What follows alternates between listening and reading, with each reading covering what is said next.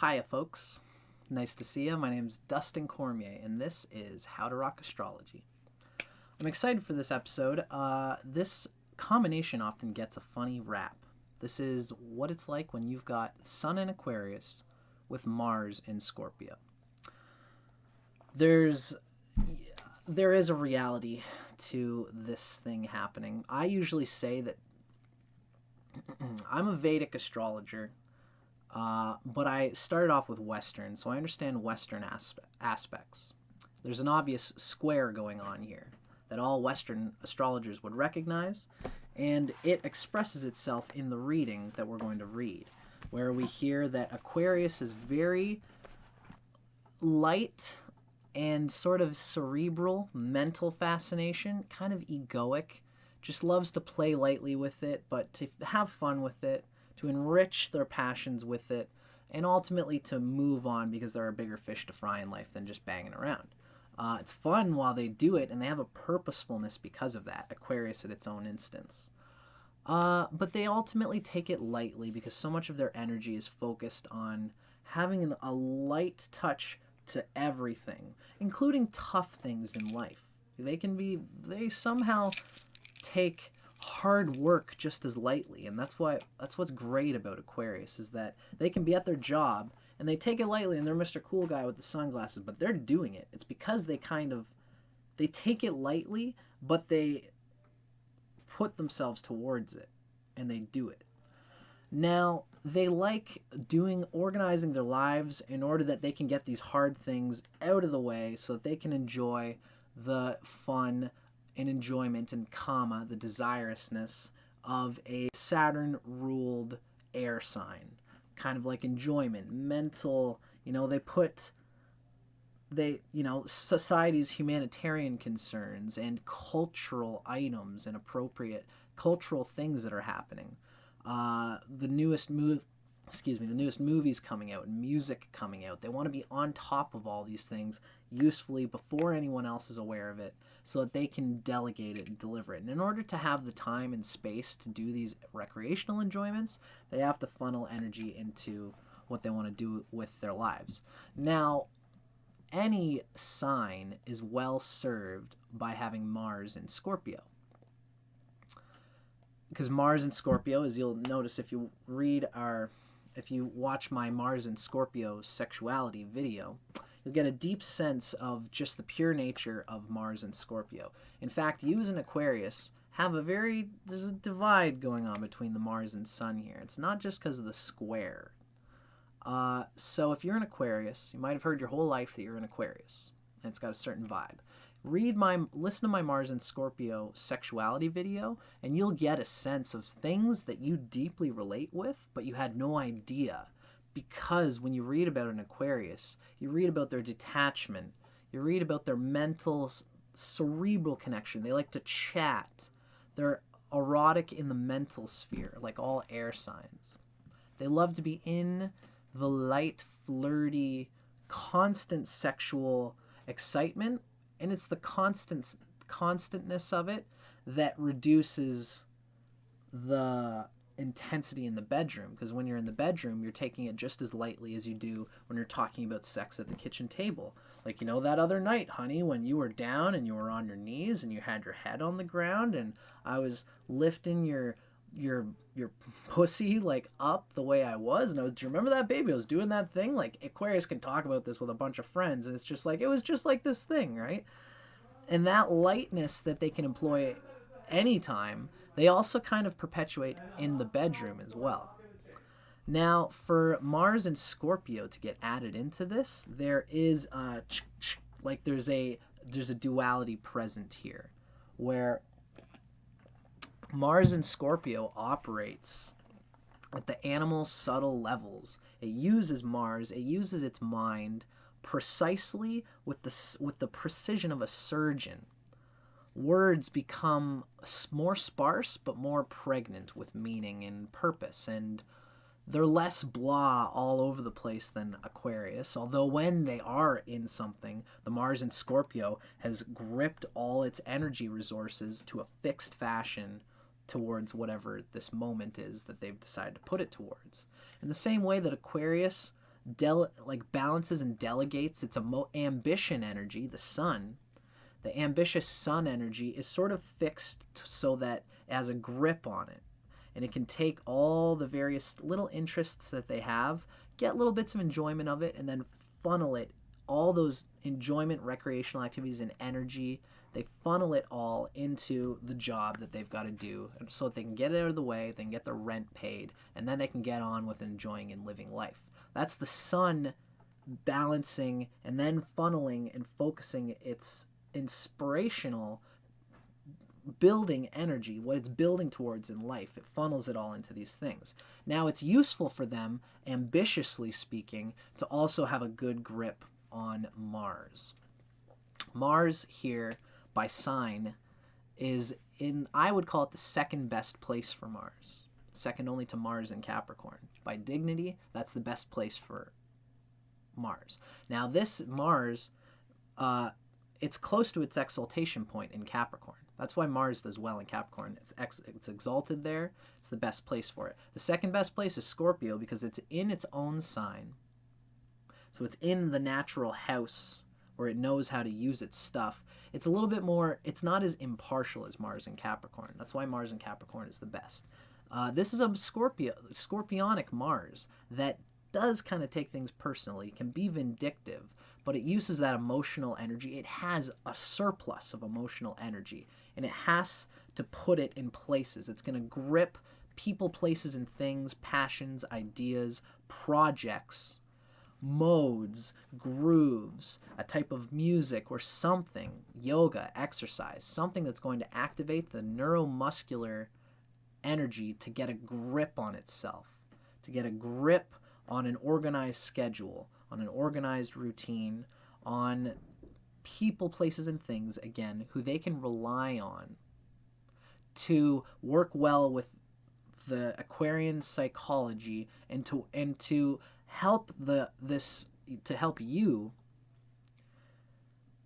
funnel your animal energies into those moments as an Aquarius where you want to work at your job and put all your energy into your job. You can be very focused there. And when you enjoy the delights of your culture, of your music that you want to enjoy, you can put a lot of energy and intention into that too. Because the Mars here, for its own sake, not even considering Aquarius, Mars has a good grip on its energy field, has a good grip on its nervous system. And that's very useful. You can employ it in like a laser beam to whatever you want to do, researching deeply into things, whatever the Aquarius is interested in. If you're an Aquarius and you enjoy motorcycles, you might have a very good capacity to diligently steep yourself into what it is that really makes the best motorcycle, and even to apply it, to exercise it. This is an Aquarius who has lots of ideas about lots of cool things and has the Mars to diligently, deeply explore whatever those things are. And even in the bedroom, you can, whenever you decide that you have a kink, you can deeply explore it through the Mars and Scorpio. It's just that the Mars and Scorpio wants to have a grip of focus on certain things. The Mars in Scorpio in you wants to be kind of like powerful, even to have ego motive, to move people, to use people, and to maneuver people to help you basically release your own emotional tension, and to help you even support you when you need support. If you have something that you need to get done, you as a man and a woman have a much easier time gripping your own psychology in relationship with another person. So that, if you decide randomly that you want to go to a concert on, Saturday, and you need to tell your boss at work, hey, I really need to do this concert. I suddenly got tickets and I really need to do it. Aquarius is usually good at this anyway. You're good at dealing with bosses anyway. But if your boss really says no, you as the Aquarius in you, again, these signs really, they can be positively close in their nature and can even complement each other and make sense in each other's presence, so that the Mars and the Aquarius in you could tell your boss, look, you know how useful I am. I'm going to find a way to help you to find another employee who can take my shift that day. It's the Mars and Scorpio who says this to the boss, and the boss says, all right, you better do it. And then the Mars and Scorpio now has to be persuasive with whoever they have to beg to get this slot on Saturday. And you are resourceful. You probably will find people who can help you do these things. So from an ambitious life energy, this is not such a bad place to be. What's frustrating here is that you can, the ego understanding, I mean, there are good things. There's a lot of good here. The fact that Mars is in the sun's 10th house. Scorpio is the 10th house from Aquarius. So this Mars is constantly gripping opportunities to apply the inspiration, enlightenment, and enjoyment of Aquarius. In fact, by getting your energy out in these various things, either going to the gym or doing this job or connecting with this person, you're applying a field of opportunity for the sun to get more of what it wants. So there's goodness there. Mars is aspecting the sun. So Mars is like, there's a square by the Western sense, but you can take this however you like. I'm a Vedic astrologer, and I consider that Mars gives the sun its 4th house aspect here. But the sun doesn't aspect Mars as much. And this just goes to say that Mars feeds the sun with noble energy, with more nobleness, more... That's my roommate. Sorry about that. Hopefully that doesn't last too long.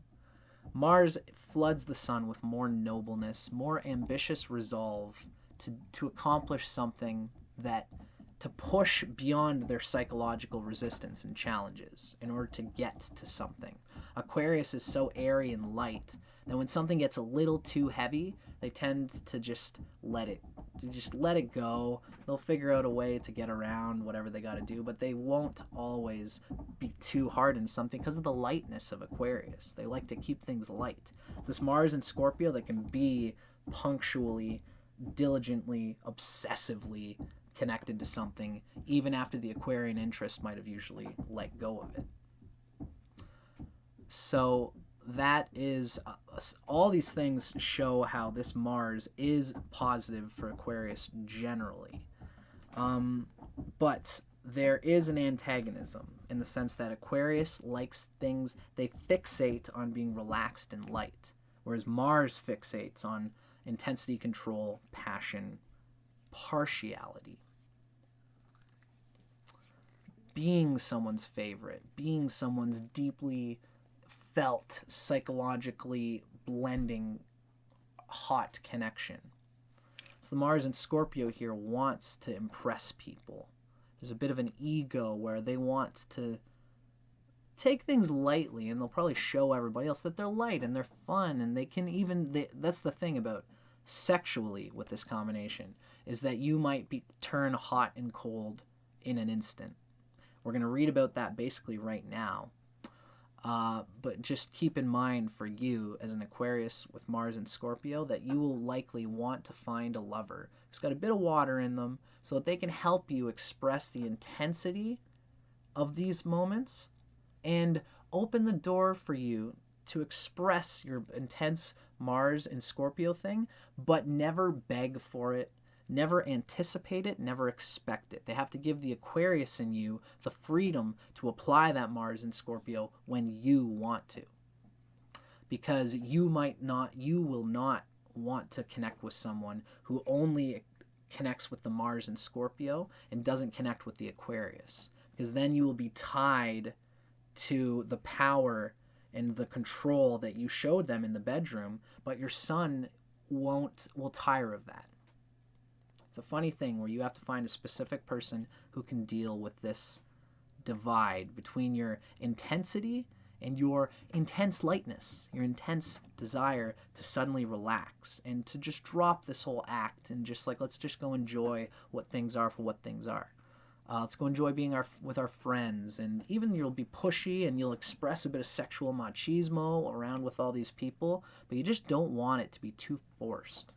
Because once it becomes the only reason for an interaction, the Aquarius begins to just be bored of being tied to having to express so much of this Mars energy. This is the antagonism that goes on when you have two malefics in fixed signs who are very antagonistic to each other. Scorpio and Aquarius being pretty different from each other. More different probably than any other sign square. Nah, you can take, that's just me thinking that. They are very different. So, but you can find somebody. The thing is that we're going to read in this book how it seems like a bummer, but when you find the person who has a bit of water and a bit of air and can enjoy both in you, then they can enjoy the lightness of Aquarius while still getting a good, firm, sexual romp and a hard, deep rogering on those moments where Mars is just, look, this has been building and building and building, and now it's like, bang, time to get something explosive happening. But then, whew, got that one out, baby. Sorry, that was kinky. That was like my passionate energy coming through, my surrendering energy. Aquarius often has a hard time delegating and dealing with their emotional energy in the proper way, and you might get wrapped up in all this. And you will seek a partner who will appreciate this and will not hold it over you. As soon as Aquarius feels like someone is holding their own Mars over their head, the Mars and Scorpio in you, thankfully, has the ability to cut out relationships like a knife if and when you feel like it. But be careful with that, because you'll never develop the proper relationship with somebody if you don't give them the space, if you don't give yourself the space to be vulnerable and make these mistakes. Have these outbursts of crazy, erotic, out of control energy with them, and see how they deal with that. Communicate, especially if you have a good moon and a good Venus. You will attract somebody who can appreciate how you express your sexuality. And you will be able to communicate when what's happening is what's happening. It's just that the Aquarius in you will hope that the partner gets a sense of the background rhythm cycle of however you apply these two dynamics of your personality. You're going to hope that the lover gets it. And eventually they will, if you are willing to communicate with them and communicate with them about their needs. They will give you the proper psychological vessel with which to appreciate both sides of you here. And you will find a lover who can appreciate this. And until you do, then just, be aware of the dynamic here. This is one Aquarius who kind of, again, can be light, but they can be devoted to one lover. Although the Mars and Scorpio, this person can be devotional, but at the early part of their life, they might bang around with lots of people just to get a felt grip on what sex is and how I can best employ it. So now that we've talked about Aquarius, I am gonna, this has already turned into a long video, but that's okay. If you guys are enjoying this, right now we're going to read about the nature of Aquarius Sun, your turn-ons and turn-offs.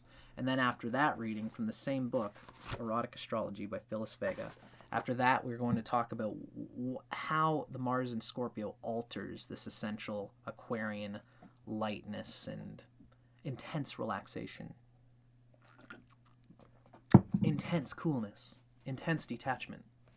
Aquarius is fixed air. It's the air that is like letting go of things, but fixed. It's fixed on being able to let go of things. Almost like Sagittarius, but different. Sagittarius is mutable and changeable just at its core. Aquarius can be rigid and fixed and stubborn, and they apply the stubbornness to their desire to let go of things. It's a funny ironic thing. That's why Aquarius it's It's part of why they're so weird, quote unquote.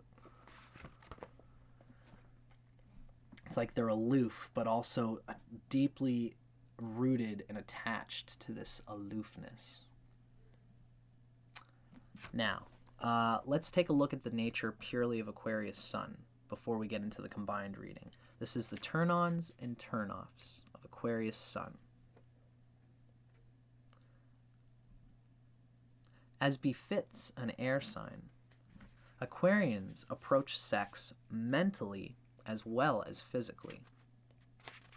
Your bedroom antics are greatly enhanced when you're able to share your thoughts and ideas with your lover. There's part of the Mars and Scorpio mystical magnetism will want to speak less and say more by speaking less, by gesture and subtlety and intrigue in these sorts of ways, which you want to be able to apply both. Again, it's a contradiction which can be complementary if you understand it. Your natural curiosity as an Aquarius Sun inclines toward creative experimentation between the sheets. A delicious eroticism lurks beneath the surface of your outwardly controlled manner, and the partner who is able to tap into it, that delicious eroticism, can look forward to good times in your bed. Physically, you are strongly sexed and passionate. All Aquariuses are.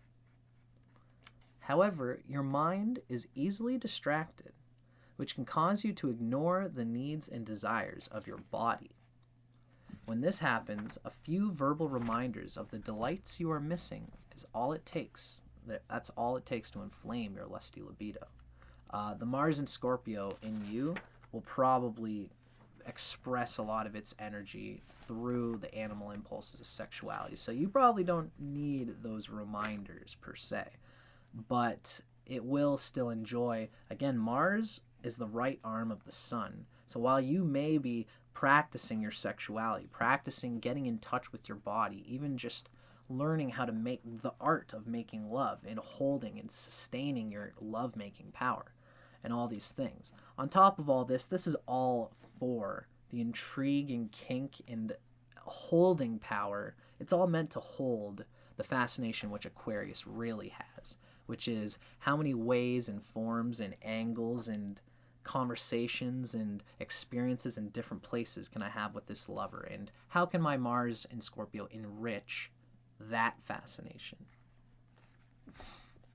Truly, your lover will always love your partner will love the Mars and Scorpio in you, and you will both have to get over the fact that you are also an Aquarius who isn't always going to be down to bang and have this sexuality displayed all the time. And it'll be worth it, because when you do it, you'll get down and dirty and very rich. Because your mind and imagination are your major erotic zones, you respond as readily to spoken intentions as to physical stimulation. Since you enjoy a bit of fun mixed in with your lovemaking, you like being with a bedmate who amuses you, who makes you laugh, who can be lighthearted and playful and even a bit pushy and sort of, what do you mean by that? What do you mean by that? Huh? What do you mean? Just like pushing each other and having fun. Stylized role-playing fantasies and sex games can add a touch of spice and glamour to your love life. And again, the Mars and Scorpio will be artful and fixated. And it's when you start getting into things like this, when you start applying your sexuality, that you're going to be glad that you have Mars and Scorpio. But on the whole, Aquarius can be wildly passionate one night, yet seemingly disinterested the next. The romantic fantasy that got your sexual juices flowing last night may have the opposite effect today. Aquarians are generally freewheeling, open-minded, and sexually liberated. Yet, despite that touch of kinkiness that's always permeating the surface of your makeup, you do truly dislike outright vulgarity and too much raunchiness. Whereas hashing over your lustful intentions with your lover is a genuine turn on. You're turned off by really crude or raunchy or socially like heavy behavior. So the Aquarius wants, like, even though it's a private affair, the Aquarius secretly is hoping that whatever we do in private would be generally regarded as sophisticated and tasteful if it were presented to a crowd of people looking down on the situation. Aquarius thinks about these things. Now, when you combine this, that was a reading purely of Aquarius Sun, right? We've added a little bit of the Mars and Scorpio. Now, we're going to read about what the book says about this combination. Please keep in mind that this is coming from the consciousness that of Western astrology, which is that there's a square and that this is bound to be a deep, tough antagonism. I think they painted a little bit more frustrated than is the reality. It is something, we're going to read it, and you're going to see what it is that you have to get in tune with. But once you get in tune with it, you'll see how it can be useful and constructive to have these two poles. Let's read about it. This is a reading of Sun in Aquarius with Mars in Scorpio by Phyllis Vega. Sun in Aquarius, Mars in Scorpio. Aquarius's relaxed attitude towards love and sex just doesn't mesh well with the intensity of the Scorpion's secretive, all-or-nothing approach to intimate relationships. The Mars here has a sense of wanting to get a deep feeling for someone who is functional in a relationship, and the Mars has an animal instinct to protect and sustain whatever it is that brings the best psychological release and tension release and release and perpetuation of the stilling of the emotions and the stilling of the animal instincts. Once the Scorpio finds someone who is functional in this way in a relationship, then they will really grip in an attached way that the Aquarius just finds frustrating, almost that like you might even get frustrated with your own sexuality. It's like, why? This is it's a part of you, mind you, this is like Aquarius is weird like this. When they see something that's happening in their body, they see an emotional connection, they see a familiarity, and they think, I didn't plan to get attached to this. This wasn't part of my plan. But of course, Aquarius needs to understand that they are attached to the universe and the cosmos, and that these connections can be okay and good things. Just that you got to make room for the enjoyment of the freedom that Aquarius wants too. Moreover, including the fact that Aquarius's relaxed attitude doesn't mesh with the Scorpion's intense, secretive, all-or-nothing approach. Moreover, your feelings of being misunderstood make you wary of commitment. In the bedroom, you are an inventive and enthusiastic lover, but you often feel conflicted between your intellectual awareness of sex as a physical act and your emotional ideal of lovemaking as a transcendent union. It's the Mars and Scorpio that feels how absorbing love can be at an instinctive level.